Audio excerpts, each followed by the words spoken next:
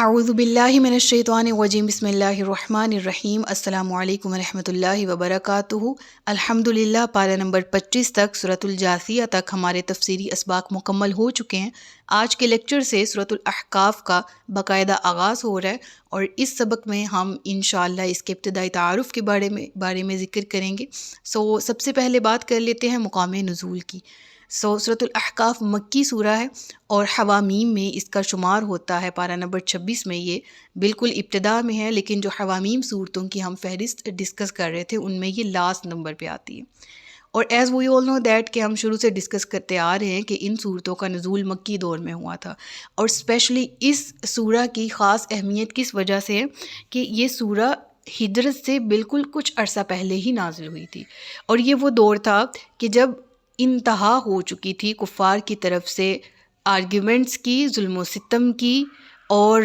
حسد اور تکبر میں اندھے ان سرداران قریش کی جو کہ حق کو سامنے آ جانے کے باوجود بھی بلا وجہ جھٹلا رہے تھے، اور وہ اپنی ضد اور عناد میں مسلمانوں کو بہت نقصان پہنچا رہے تھے۔ اس کی ایک ہمارے سامنے مثال ملتی ہے، اور وہ یہ کہ اگر اس سورہ کے دور نزول کو دیکھا جائے نا تو شعب ابی طالب، جس میں رسول اللہ صلی اللہ علیہ وآلہ وسلم سمیت پورا آپ کا قبیلہ بنی ہاشم محصور کر دیا گیا تھا، انہی کی چال سازی کی وجہ سے جو کفاران سردار نے آپس میں ایک گیم کھیلی تھی اور سوشل بائیکاٹ کیا گیا تھا بنو ہاشم قبیلے کا، تاکہ رسول اللہ تبلیغ سے باز آ جائے۔ یعنی انہوں نے ٹیز کرنے کی کوشش کی کہ شاید یہ سلسلہ رک جائے، اور اس ٹیز کرنے کے عمل میں کس قدر انہوں نے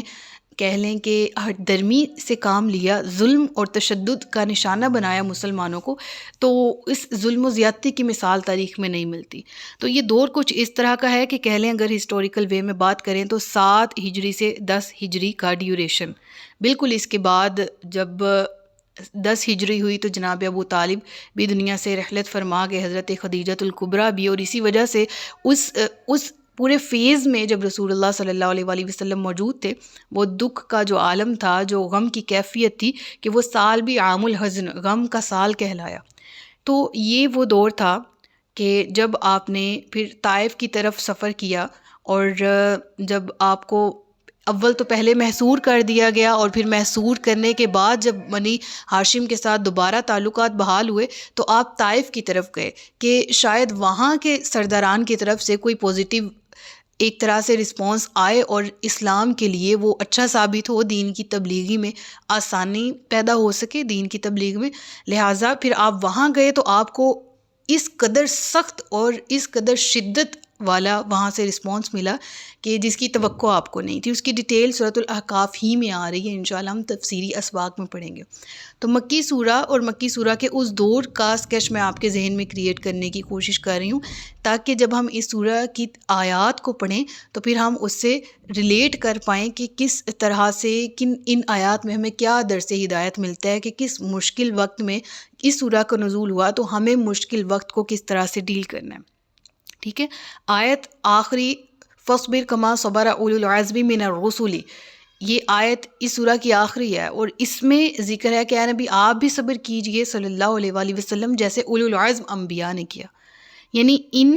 آیات سے اس آیت کے کلمات صاف صاف واضح بتا رہے ہیں کہ یہ مکی دور تھا اور کفار کے ظلم اور تشدد کی انتہا تھی،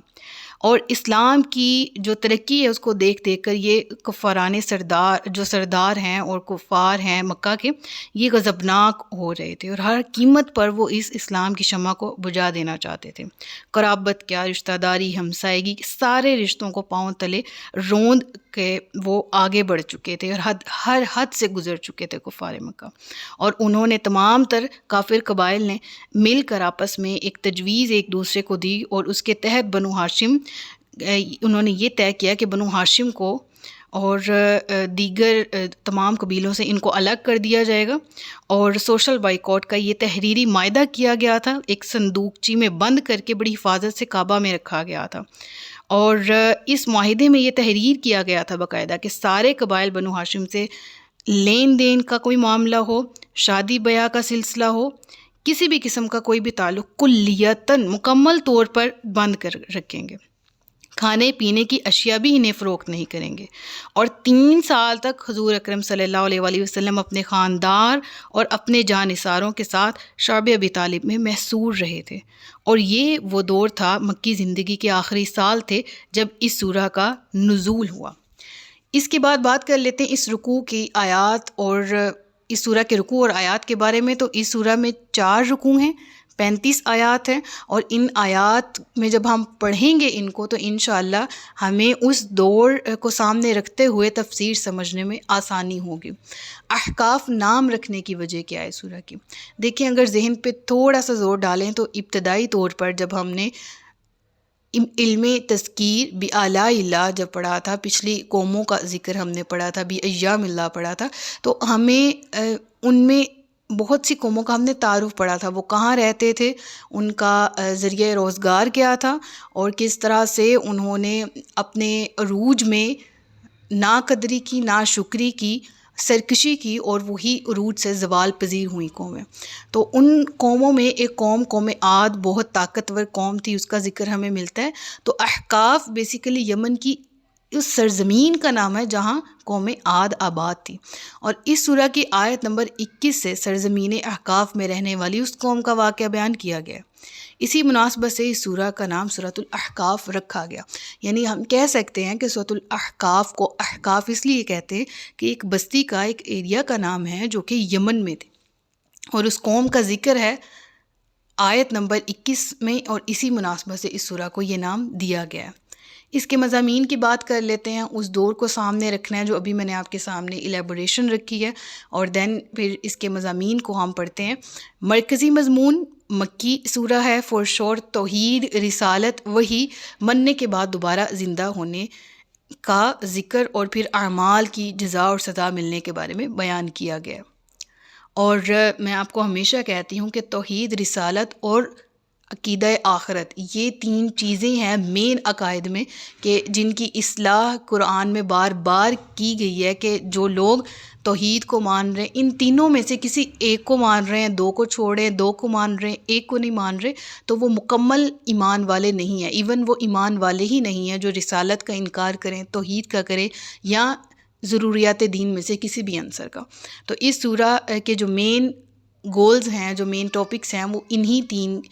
ٹاپکس کے گرد یہ سورہ کا جو مرکزی مضمون ہے وہ گھومتا ہے۔ اس کے علاوہ بات کر لیں تو ابتدا میں اللہ کی وحدانیت اور قیامت کے متعلق دلائل دیے گئے،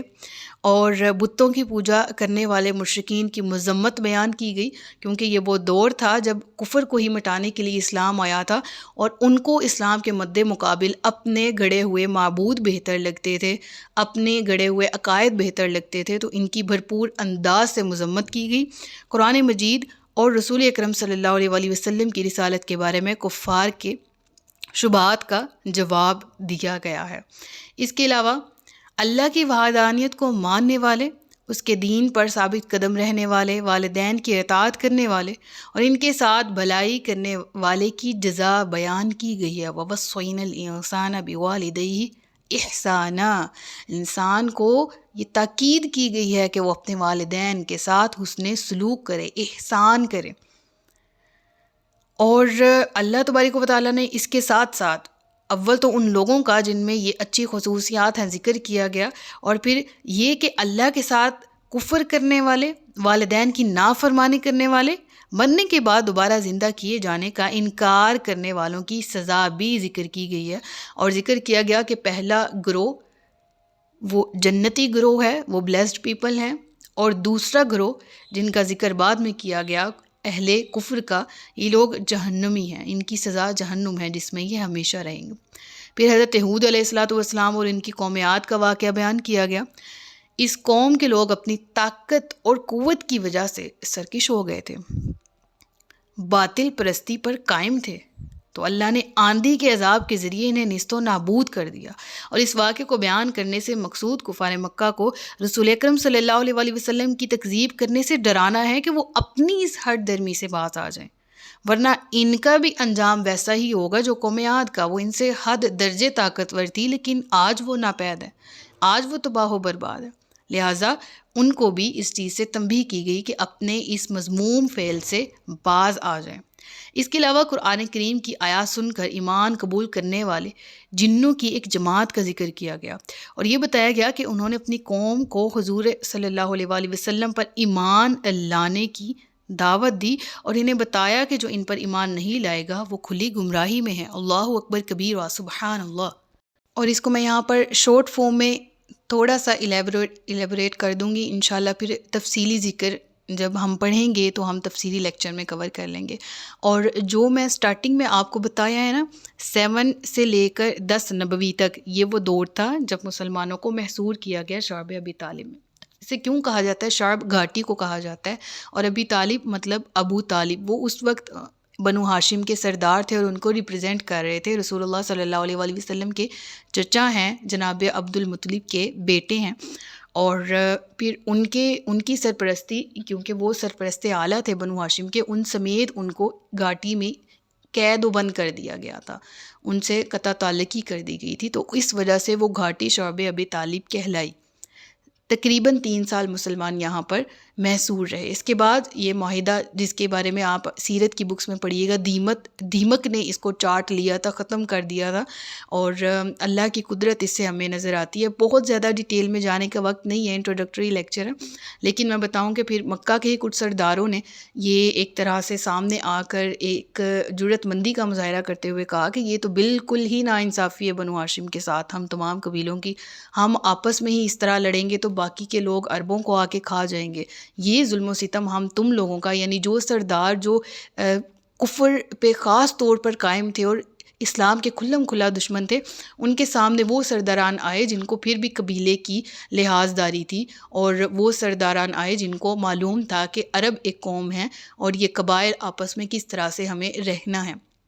ٹھیک ہے۔ تو انہوں نے اپنی قرابت داری کا لحاظ کرتے ہوئے پھر ایک اعلان کیا کہ ہم اس معاہدے کو پھاڑ پھینکیں گے جو کہ ظلم اور سرکشی کی بنیاد پر طے کیا گیا ہے۔ تو جب وہ اس معاہدے کو لینے جاتے ہیں کعبہ سے، تو اس کو آلریڈی جو ہے وہ دیمک نے چاٹ لیا ہوتا ہے، ختم کر لیا ہوتا ہے، سوائے اس کے کہ جہاں پر اللہ تبارک و تعالیٰ اور رسول اللہ صلی اللہ علیہ وآلہ وسلم کا اسم گرامی ہے، سبحان اللہ۔ تو یعنی یہ واقعہ پورا تفسیر کی بکس میں آپ کو مل جائے گا۔ ان شارٹ وی یہ کہ یہ 10 نبوی تھی، اور اس کے بعد میں نے سٹارٹنگ میں کہا آپ طائف گئے تھے، اور پھر طائف سے جب آپ واپس آتے ہیں، ٹھیک ہے، اور طائف سے واپسی پر جب وہاں پر آپ بہت سخت رد عمل دیکھتے ہیں، اور جب وہاں کے کفاران آپ کو جھٹلاتے ہیں، اور پھر آپ واپسی پر ایک وادی میں سٹے کرتے ہیں، وادی نخلا اس کا نام ہے، اور وہاں پر پھر جنات کا ایک، یعنی کہہ لیں کہ اللہ تبارک و تعالیٰ کی شان ہے، انسان نہیں سمجھ رہے، انسان اپنے سامنے کلیئر ایویڈنس آ جانے کے باوجود جھٹلا رہے ہیں۔ وہ جو طائف میں قبیلے تھے انہوں نے بھی اس طرح کیا، ان کی ڈیٹیل انشاءاللہ لیکچر میں پڑھیں گے۔ اللہ تعالیٰ نے اس موقع پر کیا کیا کہ سبحان اللہ، جنات کا ایک گروہ گزر رہا ہے، اور رسول اللہ صلی اللہ علیہ وسلم جہاں سٹے کیے ہوئے ہیں، دکھے ہوئے ٹوٹے ہوئے دل کے ساتھ، کہ حضرت خدیجہ آپ کی بہت پیاری، جان سے پیاری، کہہ لیں کہ بہت آپ نے اپنی زندگی میں ان کے ساتھ اپنے ہر وقت میں ان کو اپنا ساتھی پایا، جناب خدیجۃ الکبریٰ رضی اللہ تعالیٰ عنہا کو، اور پھر آپ کے ڈیرنگ چچا جنہوں نے ہر وقت آپ کو پروٹیکٹ کیا، تو ان دونوں کے وصال کے بعد آپ تو بہت دکھی تھے، اور پھر دینی تبلیغ کے معاملے میں آپ گئے تو وہاں سے آپ کو مزید سخت رد عمل ملا جس کی آپ کو توقع نہیں تھی، تو اس وقت یہ حالات آ گئے، تو اللہ نے جنات کا ایک گروہ گزر رہا تھا، انہوں نے کیا کیا کہ تلاوت سنی رسول اللہ صلی اللہ علیہ وآلہ وسلم کی، ایمان لائے، اور جا کر اپنے باقی قبائل والوں کو بھی جنات نے جا کر ایمان کی دعوت دی، سبحان اللہ۔ تو ایک طرح کی ٹھنڈی ہوا کا جھونکا تھا جو رسول اللہ صلی اللہ علیہ وآلہ وسلم نے ایک مزید پھر سے کہہ لیں کہ ایک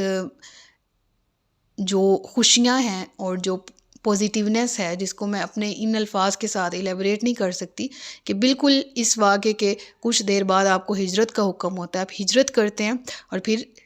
نیکسٹ ایئر ہی آپ الحمدللہ اس قدر ریاست مدینہ کہہ لیں کہ آپ جاتے ہی میثاق مدینہ، مواخات مدینہ، اس طرح کے معاہدات وغیرہ مہاجرین اور انصار کے درمیان کروائے جاتے ہیں، پھر یہود جو وہاں پر قبائل آباد ہیں ان کے اور مسلمانوں کے درمیان، تو وہ سارا ایک انیشیٹو یہی تھا، یہی واقعات تھے جس دکھ سے آپ گزرے، اور اس کے بعد پھر یہ انیشیٹیولی آپ کو ایک طرح سے ایک بہت خوشی کی بات آپ نے یہ مسرت فیل کی کہ جنات نے اسلام قبول کیا ہے، اور کہہ لیں کہ گرین سگنل دکھائی دیا گیا، اور پھر اس کے بعد مدینہ آپ گئے تو پھر ریاست مدینہ ایسی قائم ہوئی کہ جو آج ہمارے سامنے موجود ہے، اور جس کی مثال دنیا میں نہیں ملتی، اور جس کو فالو کیا جاتا ہے۔ آج جو کنٹریز ترقی یافتہ ہیں وہ انہی رولز کے مطابق چلتے ہیں جو کہ اسلام کے دیے ہوئے ہیں۔ تو اپنے واقعے کو پھر سمرائز فارم میں یہاں پر لے کر آتی ہوں کہ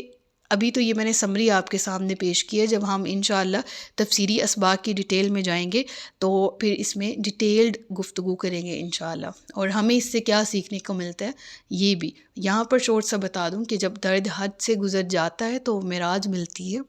دکھ اور کرب کی جس بھی کیفیت سے انسان گزر رہا ہوتا ہے اس کو نا امید نہیں ہونا چاہیے۔ ہمیں اپنے رسول اللہ صلی اللہ علیہ وآلہ وسلم کی زندگی سے یہی سیکھنے کو ملتا ہے کہ جب آپ ایک امید لے کر گئے وہاں پر، لیکن انہوں نے آپ کو بہت سخت رد عمل دیا طائف والوں نے، پھر بھی آپ نے ہمت نہیں ہاری، پھر بھی آپ نے نا امیدی کو نہیں پالا، پھر بھی آپ نے کسی قسم کے الفاظ ایسے نہیں اپنی زبان سے نکالے جو کہ ناشکری کا باعث ہوتے یا ناخوشی کا۔ بس یہ کہ آپ رسول اللہ فرماتے ہیں، ان کا اپنا بیان ہے کہ میں نے جو طائف میں دن گزارا تھا اس سے سخت دن میں نے اپنی زندگی میں نہیں دیکھا، اور اس کی ڈیٹیل میں انشاءاللہ جب ہم دیکھیں گے نا کہ کیا حالات تھے، کیا ہوا وہاں پر، وہ ساری چیزیں پھر ہمیں سمجھ آئے گا۔ تو وہ رسول اللہ صلی اللہ علیہ وآلہ وسلم کہہ رہے ہیں، یعنی سختیاں رسول اللہ صلی اللہ علیہ وآلہ وسلم نے بھی دیکھیں، اور ان سختیوں کو فیس کیسے کرنا ہے یہ ہمیں دکھایا اور سکھایا۔ تو ہمیں اس پورے واقعے سے بہت کچھ سیکھنے کو ملتا ہے۔ سب سے بڑی بات یہ کہ صبر اور مشکل حالات میں پوزیٹیونیس جو رسول اللہ صلی اللہ علیہ وآلہ وسلم کے پاس ہمیشہ تھی، وہ پوزیٹیو رہتے تھے، وہ پوزیٹیو سوچتے تھے، اور اسی کے مطابق آپ کا امپلیمنٹیشن بھی ہوتا تھا صلی اللہ علیہ وآلہ وسلم۔ انشاءاللہ مزید تفصیلات پڑھیں گے۔ آخر میں اس سورہ میں مردوں کو دوبارہ زندہ کرنے پر اللہ کی قدرت کی دلیل بیان کی گئی ہے، اور یہ بتایا گیا کہ کفار بہر صورت جہنم کا عذاب پائیں گے، اور اللہ نے اپنے حبیب صلی اللہ علیہ وآلہ وسلم کو تلقین کی کہ اے نبی صلی اللہ علیہ وآلہ وسلم صبر کرو جیسے ہمت والے رسولوں نے صبر کیا، اور ان کافروں کے لیے عذاب طلب کرنے میں جلدی نہ کرو۔ اس کی بھی ڈیٹیل انشاءاللہ ہم اس سورہ کے تفسیری اسباق میں پڑھیں گے۔ سب سے لاسٹ میں اس سورہ کو سورہ جاثیہ کے ساتھ اس کی کیا مناسبت ہے ریلیٹ کر کے پڑھ لیتے ہیں کہ سورۃ الاحقاف کی اپنے سے ماقبل سورہ